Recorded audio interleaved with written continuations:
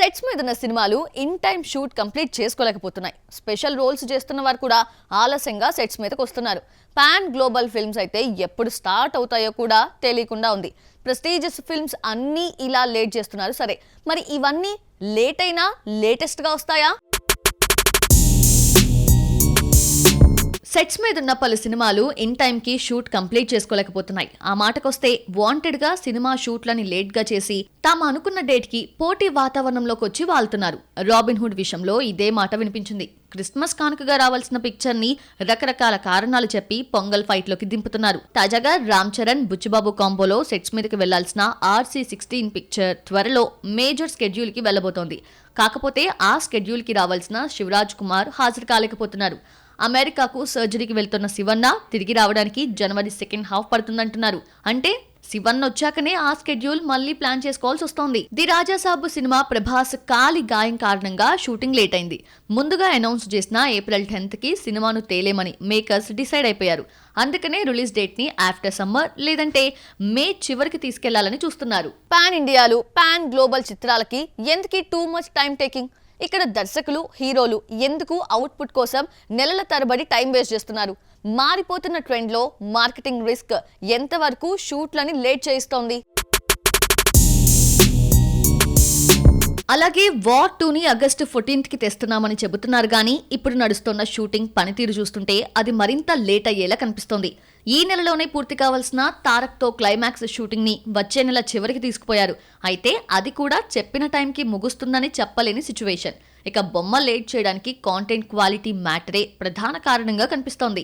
నాగశ్విన్ కల్కి 2ని in time కి సెట్స్ మీదకి తీసుకెళ్లేలా కనిపించడం లేదు. అదేవిధంగా స్పిరిట్ మ్యాటర్లో సందీప్ రెడ్డి ఆఫ్టర్ సంక్రాంతి సెట్స్ మీదకి వెళ్తారనే మాటలు వినిపిస్తున్నాయి. ఇక్కడ ఆయా హీరోస్ కాల్ షీట్స్ ఇస్తామన్నా కూడా దర్శకులు క్వాలిటీ కాంటెంట్ మ్యాటర్లో ఎక్కడా రాజీ పడలేకపోతున్నారు. ఈ కారణంగా ఆయా సినిమాలు ముందుకు అడుగు వేయడానికి మరింత సమయం తీసుకుంటున్నాయి. ఇక చివరిగా Rajamouli, Mahesh Babu film pan global చిత్రం కావడంతో ఈక్వేషన్స్ అస్సలు సెట్ కావడం లేదు.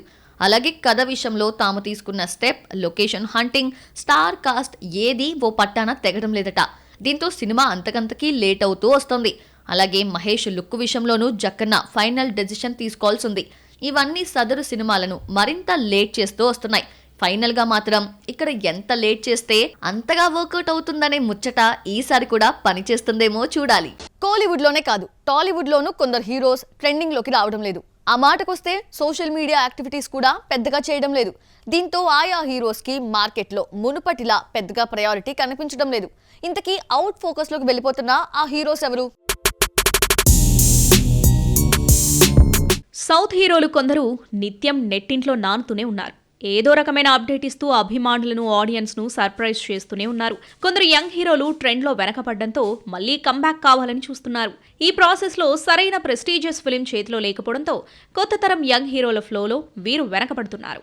తమిళ పరిశ్రమలో విశాల్, జీవా, ఆర్య, సిద్ధార్థులు అలా వెనకపడ్డవారే. శివకార్తికేయన్, కార్తీ లాంటి యంగ్ హీరోలతో పాటు సింభు లాంటి వారు అవుట్డేటెడ్ యంగ్ హీరోలు కూడా ఏదో రకంగా వార్తల్లో ఉంటున్నారు. ట్రెండీ సినిమాలను సెలెక్ట్ చేసుకుంటున్నారు. దీంతో వీరు మాత్రమే ఫోకస్ లోకి వెళ్లి మిగతా యంగ్ హీరోలు ఉన్నారనే విషయాన్ని మెజారిటీ ఆడియన్స్ మర్చిపోతున్నారు.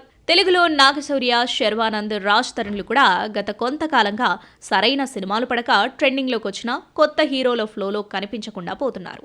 ఇదే విషయాన్ని ఈ హీరోలు గుర్తించినప్పటికీ ఫోకస్లోకి రావడానికి తెగ తంటాలు పడుతున్నారు.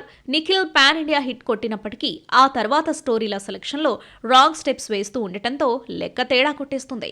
నాగశౌర్య, రాజ్ తరుణ్లు ఎక్కడ వేసిన గొంగలి అక్కడే అన్నట్లుగా వ్యవహారం ఉంది.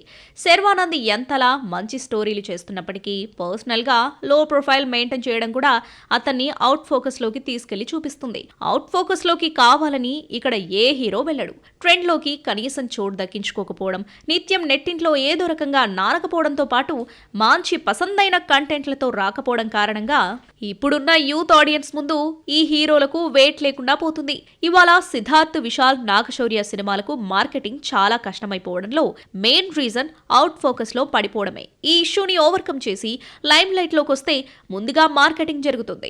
విశ్వక్సేన్, కిరణ్ అబ్బవరం, సిద్ధు జొన్నలగడ్డ, శ్రీ విష్ణులు ఈ విషయంలో ముందున్నారనే చెప్పాలి. కొత్తగా వచ్చిన హీరోయిన్స్ కి పేరు వస్తుంది, కానీ ఎందుకో లక్ కలిసి రావడం లేదు.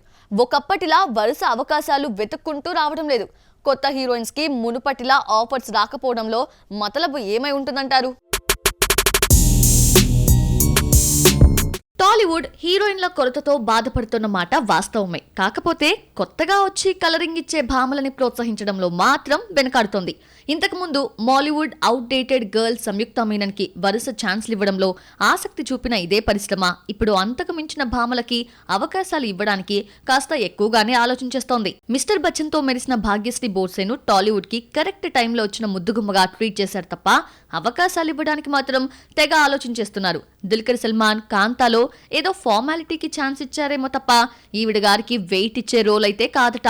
డబుల్ స్మార్ట్ ఫ్లాప్ కావడంతో కావ్య థప్పర్, సరిపోదా శనివారంతో ఇబ్బంది పడిన ప్రియాంక అరుల్ మోహన్ అవ్వడానికి అప్సరసలే అయినా అవకాశం అందుకోవడానికి హీరోయిన్సే కాదన్నట్లుగా లెక్క కడుతున్నారు. బహుశా ఇక్కడ హీరోయిన్లకి ఎంత పేరొచ్చినా లక్ కూడా కలిసి రావాలేమో. అదొస్తే కనుక హీరోయిన్ ఫీచర్స్ లేకపోయినా టాప్ గర్ల్ గా మారిపోవచ్చు. ఇప్పుడు ఆడియన్స్ ఫోకస్ లో తమ తలుక్కులతో రిజిస్టర్ అవుతున్న భామలెవరికి అదృష్టం కలిసి రావడం లేదంతే. ఇక్కడ లక్కే కిక్ అనేది రాజ్యమెళ్తోంది.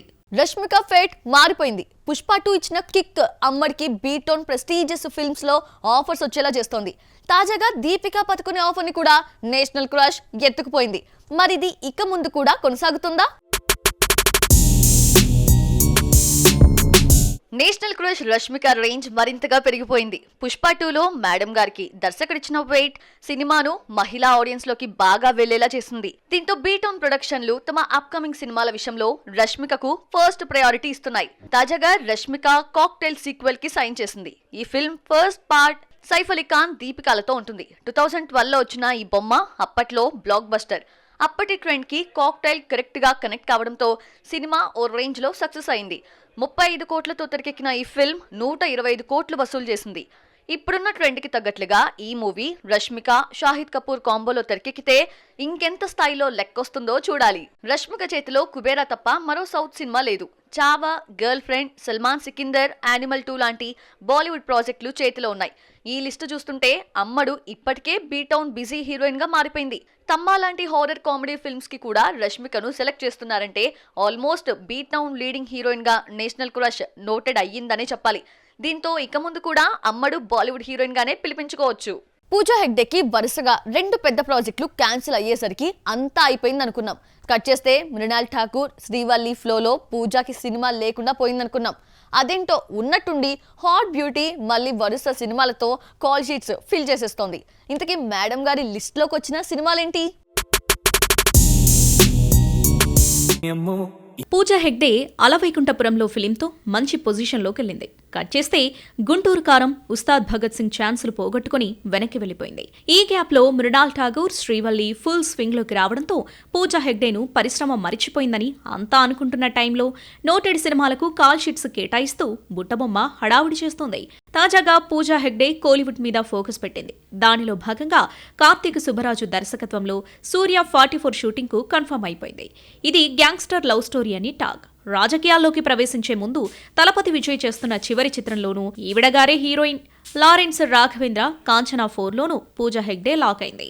పూజా దుల్కర్ సల్మాన్ సరసన ఒక రొమాంటిక్ ఎంటర్టైన్ ను ఫిక్స్ చేసుకుంది.